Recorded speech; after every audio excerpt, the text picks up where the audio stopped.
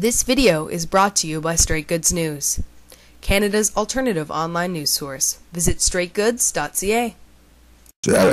How complex and expensive would it be if you had to start from scratch to build a registry for Quebec? We don't exactly know that, but we are afraid that it will cost a lot of money. If we look at the cost of this registry, it's an unusable expenses. So I don't want to consider that. Those data exist.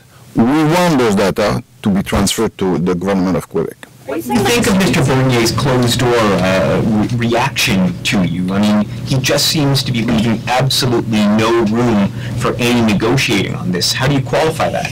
We think that the only way to have a collaboration is to have a dialogue. And I still hope that we will have some time a dialogue to find a way to settle this problem.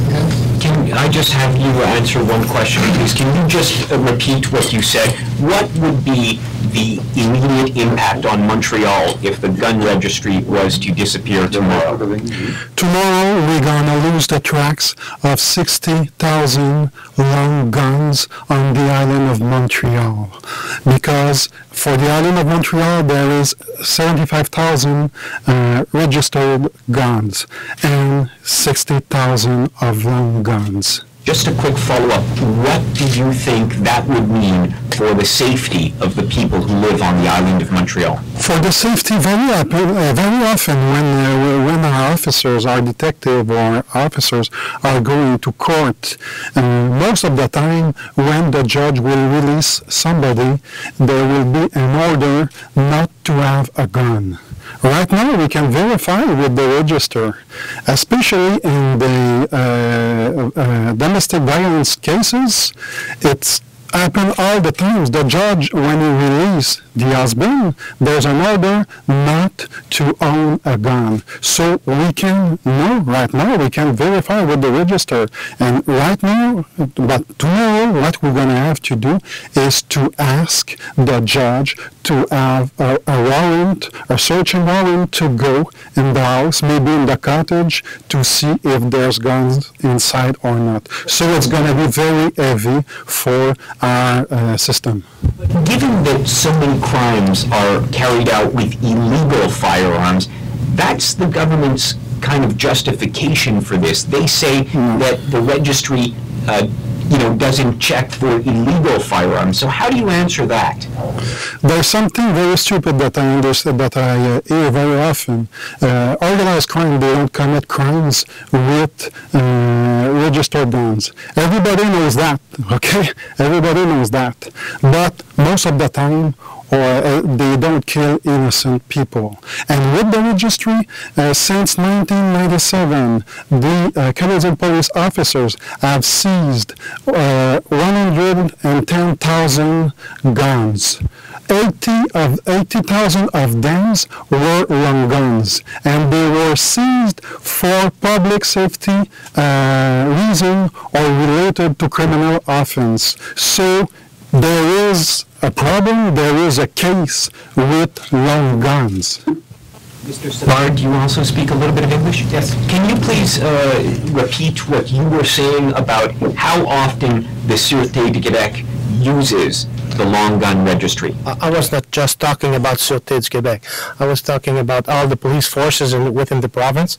It's more than 700 times a day. What is very important to relate to that is those verifications are not done by what we call automatic hit. It's done by a person who really wants to know within the registry itself if there is long guns at that place registered to that person. So it's not, right now we have heard this morning that this is automatic hits. It means that even if you don't ask for it, you're going to have it. So right now it's a kind of, not a challenge, but it is an issue right now that has been provided this morning. But within the province of Quebec, it's not an issue, because this is a thing that the police officers want to know. That's why he asked if there is a gun, and he has to the registry if there is a long gun at that place with that person. So it is important. Big difference. And what would happen to those police forces? I asked Mr. Francoeur, I just want to get your words. Yeah. What would happen if tomorrow you weren't able to consult the gun registry? Well, as I said, first of all, it's just a matter of police safety first. There's a police safety matters. Secondly is there's a matter of being able to, as Mr. Francoeur just said, when a judge made an issue that this person should not have any guns right now, normally we go to the registry and ask how many guns that person has. And normally you would say, okay, 1, 2, 3, 4, or 5, or 6. And we know that we have to get out from the house with 4, 5, 6 guns. But with the abolition of the registry, we don't know exactly how many guns there is.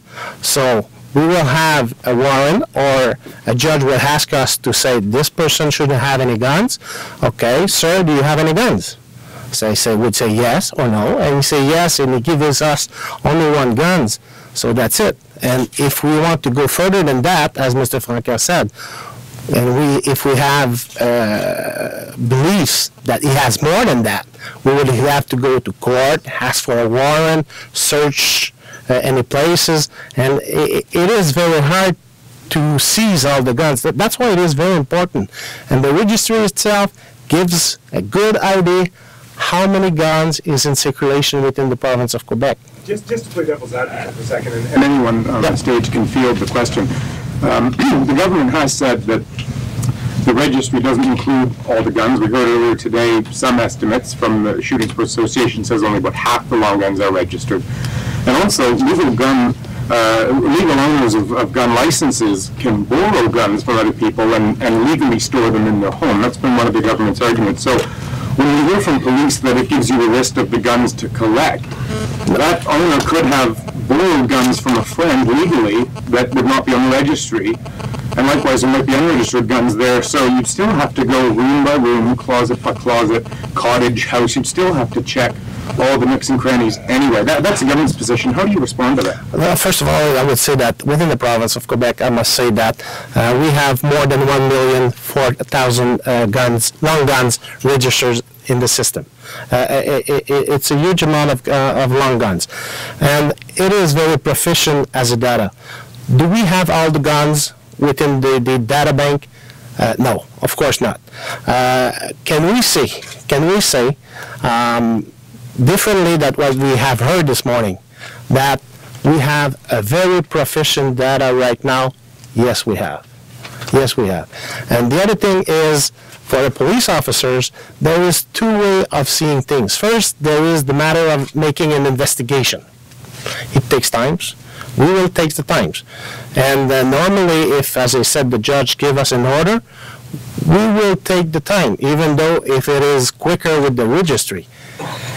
When we happen to work within a crisis, we don't have the time. We don't have the time to make decisions. We have to make decisions now, not in half an hour from now, right now. And the capacity of the long gun registry is giving us the answer right now. This is 2 things, 2 different things. Investigation, crisis. And both of them goes together when we're talking about long gun registry.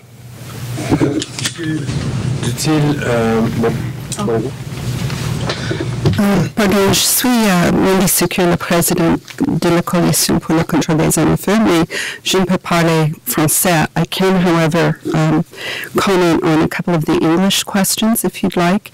The issue about how the registry works in preventing crime, I think, has been discussed by the police. It's also important to really emphasize that every illegal gun begins as a legal gun. And one of the purposes of regulation of licensing gun owners and registering guns is to reduce the chances, not eliminate, but to reduce the chances that legal guns will end up in the hands of potentially dangerous people. And for that, you need the licensing provisions, and you need to hold gun owners accountable for their firearms. It's very analogous to what we have in place with drivers and vehicles. If you don't register guns, and you have a licensing process, you can have a licensed owner who can buy as many guns as they want. They can give them to an unlicensed owner, and there's no way to track them back to their source. Because of the registry, police investigating the murder of 4 RCMP officers in Manthorpe, Alberta, were able to track a registered rifle left at the scene of the crime back to an individual who had given it to the killer. And that was part of the evidentiary trail that led to the conviction of 2 men as accessories to that murder. That's just one example of how the registry is used to support criminal investigations, and a very important one. If you look at Canada's obligations internationally, and there are a whole series of global efforts to combat the illegal gun trade on a global level, and Canada has signed on to the OAS agreement, they've signed on to the UN Program of Action, and so on. All of those agreements require provisions to track firearms, to be able to trace firearms, to be able to hold people accountable for firearms in order to reduce the illegal gun trade. And even in a city like Montreal, as many as 1/3 of the guns recovered in crime are rifles and shotguns. So the whole notion that there are legal guns and illegal guns and those two things are unrelated flies entirely in the face of the facts. Thank you. The Conservatives have a majority, and it looks like they will be successful in scrapping the gun registry. What is your next move? We will see what our next move is when we find out what happens with the law. It's very important for people to understand that this law is different than previous laws. This law not only ends the requirement of an individual to have a registration certificate for their firearms, it is going to destroy the data of the 7 million guns that are already registered. It is going to eliminate the requirement that an individual's license be verified when they purchase guns, and it's going to dramatically undermine the licensing and the safe storage provisions of the existing Firearms Act. The Supreme Court of Canada said licensing and registration were intimately connected and part of public safety. And this government may not remember that, but we think that there will be serious repercussions if the law passes. Mr. Gay. Oui. Tu réponds aux mêmes questions. Qu'est-ce qui se passe quand ce projet de loi va être passé? Une réponse en anglais, là. En français. Oui. Non, c'est parce que vous posez la question en français, là. Qu'est-ce qui va se passer? What will happen? We still hope that we will have a dialogue with government on that point, and to have a way to find compromise. The plan A is to maintain the register. Plan B is to have the data, and we still not understand why the government don't want to give us the data we have paid. And that's our position. You teased at it in your earlier answer, and maybe you don't want to show your hand, but could you be thinking about a legal challenge if the government goes ahead with this? You mentioned the Supreme Court and previous rulings. Is that something you're considering? We don't know what's going to happen, and we'll have to cross that bridge when we come to it. But the fact that this law not only eliminates the registration of firearms but goes much further should really be attracting more attention than it has to date.